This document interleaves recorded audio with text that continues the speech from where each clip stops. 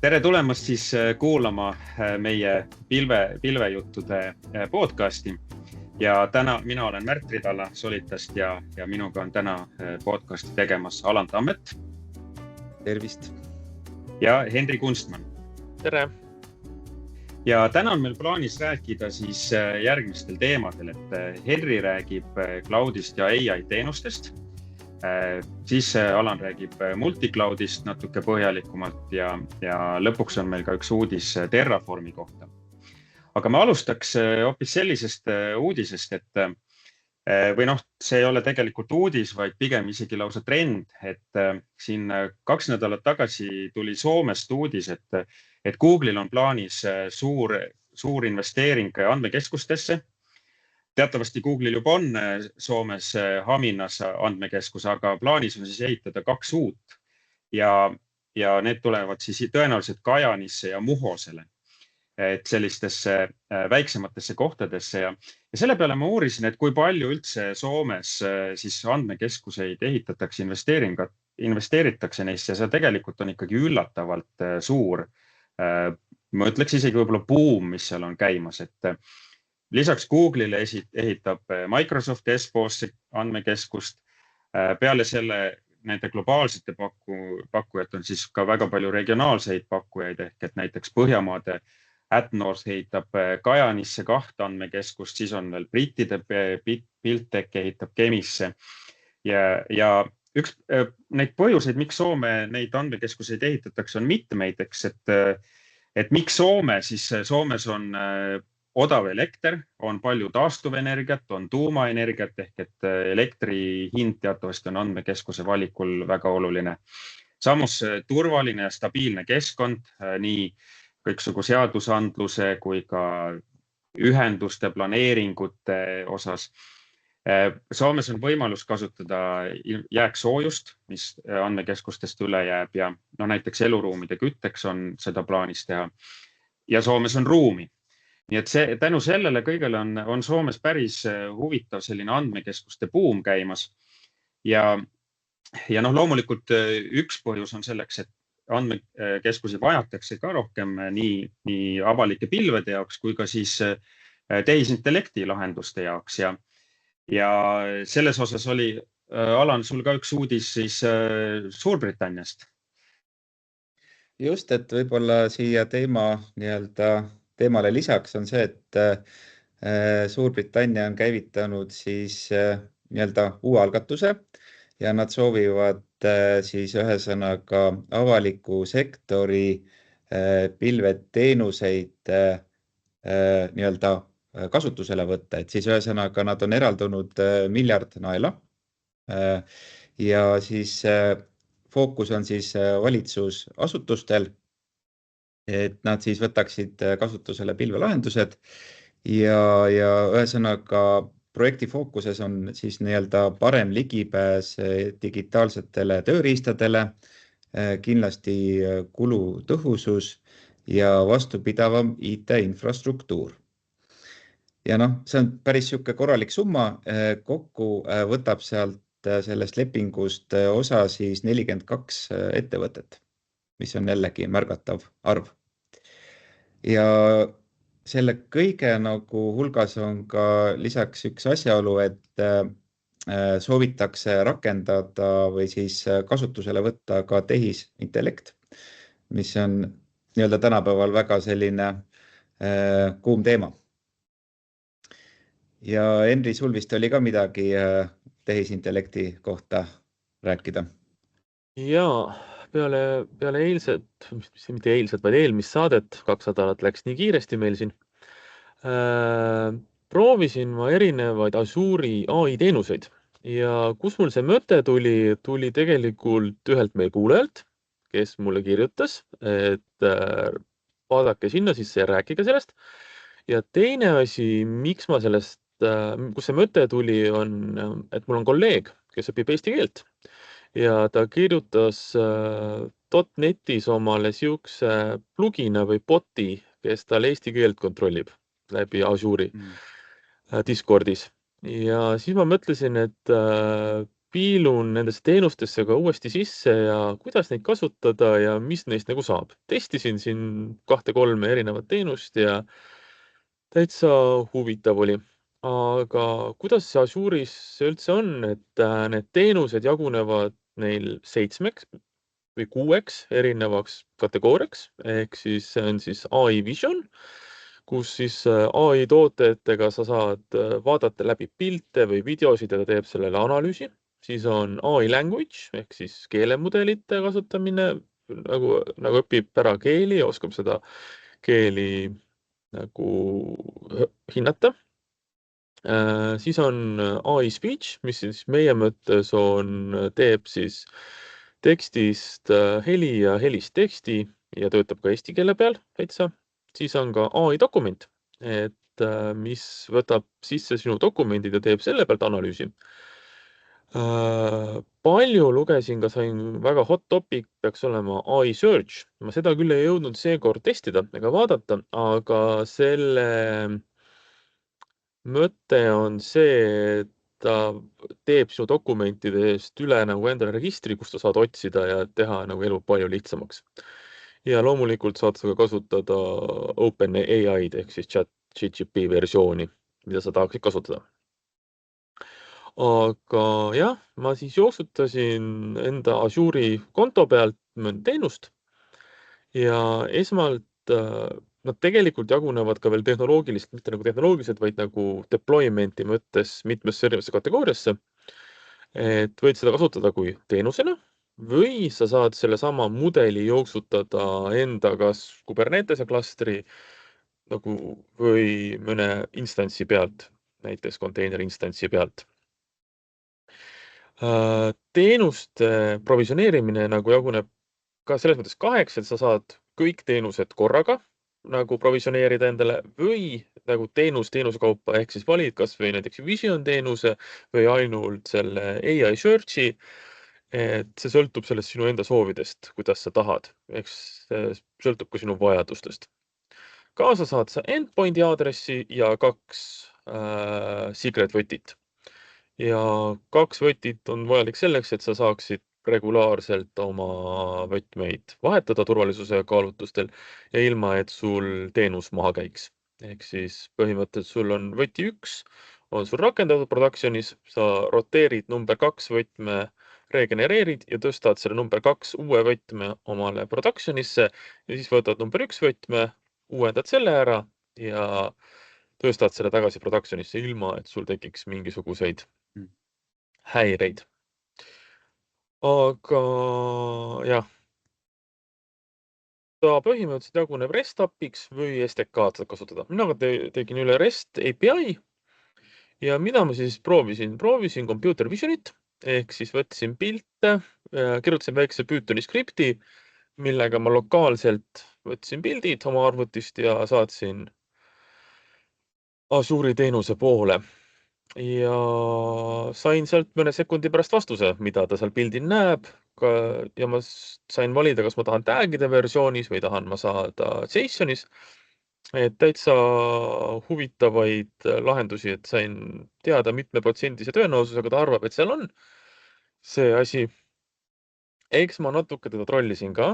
Eks ma ikka viskasin talle neid pilte, kus on muffinid ja chihuahuad vaheldumisi ja hülged ja koerad vaheldumisi, et ta sai aru, aga tal oli raskusi natukene ka. Ja mida ma veel proovisin, oli nagu keeletuvastus. Proovisin, et kirjutasin talle eesti keeles, sai eesti keelest aru, andis mulle ka isegi hinnangu, kuidas mu eesti keel on. Et selles mõttes ja töötas väga kiiresti, et minu lokaalses masinas väga hästi, et selles mõttes ettevõtetel, kui on vaja mingit pildituvastust või asja teha edasiselt, saad sa kätte selle JSON-i faili ja arendajad saavad hakata tegema enda soovitud andmetöötlust, mida nad soovivad. Ja no tekkis sul mõtted, et kus seda kasutada või kohe nagu mingit, et nii teeks, et peale selle eesti keele kontrolli muidugi. Jah, ikkagi on aeg-ajalt tulnud ette siukseid huvitavaid projekte, mida on nagu küsitud või on räägitud. Näiteks, kui sa tahaksid teha mingit reklaamisid, vaadata üle või kontrollida või näiteks riigiametid sooviksid mingisugust testimist teha, et kas pildid või reklaampostrid on korrektsed või midagi sellist, et kõike selliseid asju saaks nagu testida ja proovida. Ja veel, mis ma tahtsin, testisin ka veel tegelikult infra mõttes ühte teist asja ka, et jooksutasin seda image'it, võtsin ka veel ühe selle sama keeletuvastuse ja jooksutasin seda Azure Container Instance'i pealt. Et natukene teistmoodi, aga see on tagatud selleks, et sul ei ole jagatud teenuse peal, kui sul on see privaatsus ja turvalisus olulisem, et seega saad sa seda jooksutada enda instantsi pealt.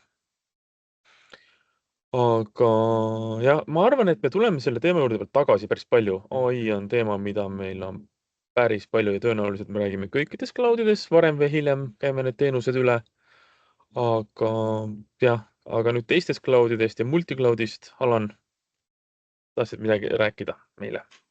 Ja, aitäh, Henri, et AI-st me ei saa üle ega ümber,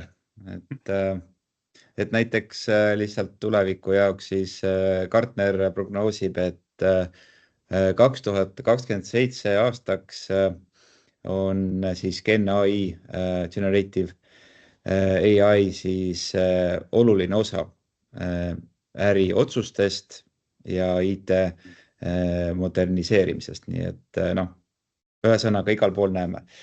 Ja siis selline võib-olla väga natuke teist laadi uudis ka, et on ka selline Alibaba cloud olemas. Mina ei ole isiklikult kasutanud, aga ühesõnaga nad nüüd teevad koostööd Olympic Broadcasting Service'iga, ehk siis mis muudab spordi ülekanded lihtsamaks, et juurdepääsu ning kvaliteedi osas. Et elame-näeme, vaatame, kuidas see siis toimib. Aga multicloudist siis jah, et natukene siin nägin ühte uudist, et Nutanix on välja tulnud uuringuga, kus siis selgus, et 84% on Suurbritannia ettevõtetest, kes kasutab mitme pilvestrateegiat ehk siis multicloudi. Ja nagu miks ta siis miks see multicloud võib nagu hea olla, ongi see, et ta aitab ettevõtetel valida pilvekeskkondi vastavalt rakenduste ja töökoormuste vajadustele. Ja kokkuvõttes aitab ka tegelikult optimeerida kulusid ja jõudlust. Et kui me siin võtame mõne näite, siis Amazon, näiteks võtame AWS-i, Amazon Web Services, siis näiteks selle abil saab tagada suure jõudlusega andmetöötluse.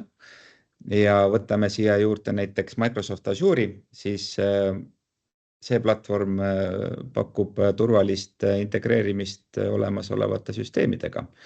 Ja võtame kolmandaks nüüd Google Cloud platvormi, siis see jällegi kiirendab tehisintellekti ja masinõppe arendust, nii et selline koostöös võib täitsa eksisteerida.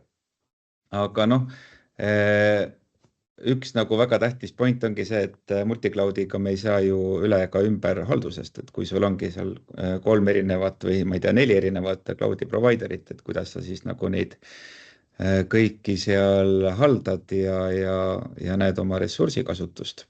Et siin puhul siis jällegi kõige tähtsam või mitte kõige tähtsam, aga jällegi väga levinud moodus on HashiCorpi Terraform. Ja see on siis avatud lähtekoodiga tööriist ning see võimaldab infrastruktuuri kui koodi kaudu hallata ja automatiseerida siis pilvelahendusi. Ise kasutan seda väga palju ja ma arvan, et väga järgmine probleem ongi selles, et kus me hoiame võtmeid või sensitiivset informatsiooni, et siin puhul on ka HashiCorpi Vault lahendus või teenus, mis on tegelikult projektis, kus töötan täiesti kasutusel ja oleme väga rahul selle teenusega. Et siis ühesõnaga erinevad pilveplatvormid saavad võtmetele lihtsalt ligi. Turvatud muidugi. Aga siit veel edasi natukene panin kokku veel listi, et on olemas ka VMware'l Cloud Health, mis siis pakub ulatuslikku nähtavust ja siis just ühesõnaga, et pilvekulusid optimeerida ja hallata. Et neil on päris lahe selline interface, mille kaudu näed siis, kus sul midagi jookseb, millises pilves ja mis komponendid on kasutusel. Siis võib-olla veel juurde, et Microsoft Azure Arc toetab multicloudi keskkonda ja selle abil on siis võimalik nii-öelda muuta jällegi enda elu lihtsamaks, tuues Azure'i teenused ja tööriistad muudele platvormidele. Nii et variante on mitmeid ja võib-olla üks variant pilvekulude haldamiseks ja optimeerimiseks toode Flexera One. Ja isiklikult ei ole kasutanud, aga tundub jällegi selline lootustandev toode. Ja, ühesõnaga, kui targalt seda platvormi või siis neid multicloudi kasutada, siis tegelikult on võimalik kulusid optimeerida ja selline lahendus on täiesti jätkusuutlik. Aga Henri, sul vist oli Terraformi kohta veel paar uudist. Jah, mul oli Terraformi kohta uudis. Terraformil tuli välja uus versioon ja Alan varsti sai pea Volti enam kasutama vist. Sellepärast, et nüüd tuli välja versioon 1.10 ja sellest on nagu väga vähe jutt. Seal on üks suur uuendus ainult ja üks modifikatsioon, aga uuendus on see, et neil on nüüd secret values ehk siis väärtused on ajutised, ehk sa kasutad seda ainult üks kord, ehk siis ainult apply faasis ja ta ei kirjuta neid saladusi enam sulle state file'i versiooniga 1.10, mis muudab ta väga-väga palju turvalisemaks, ehk siis tõesti kaob ära see mure, et sa pead selle state file'iga seal möllama ja seda kaitsma nagu hingehinnaga, sest kõik su võtmed on seal avalikult kättesaadavad. Ja teine uuendus, mis on ka natukene vähem nagu varju jäänud, on see, et nad refaktoreerisid oma koodi ära Terraformis, mis tähendab seda, et kuna me Alaniga tegeleme väga suurte keskkondadega, selle tulemus on see, et kui sa jooksutad Terraform plan'i või apply'd, siis nagu teenuste list, mida ta jooksud, on 10 ja 100, ehk see võib võtta minuteid aega, kui kaua ta sul jookseb. Siis nüüd uue faktoreerimisega on nad selle ära nagu muutnud, nii et ta ainult kasutab neid, mis nüüd on muutunud, ehk see teeb selle väga-väga palju kiiremaks ja mugavamaks kasutada. Et see on see uudis, mis ma tahtsin veel jagada siia lõppu. Aga siis suured tänud näha, et asjad lähevad ju edasi, tulevad uued versioonid, uued cloudid, hiinlased igal rindel tehnoloogia vallas on arvestatavad konkurendid. Ja seega tahaksin tänada siis, aitäh kuulamast meid ja kui teil on teemasid või küsimusi, mis teid huvitaks, siis jagage neid kommentaariumis või LinkedInis, et proovime siis neid käsitleda ja siis anda nendel teemadel oma arvamus. Aga suured tänud ja kohtumiseni siis 2 nädala pärast. Aitäh, näeme! Nägemist!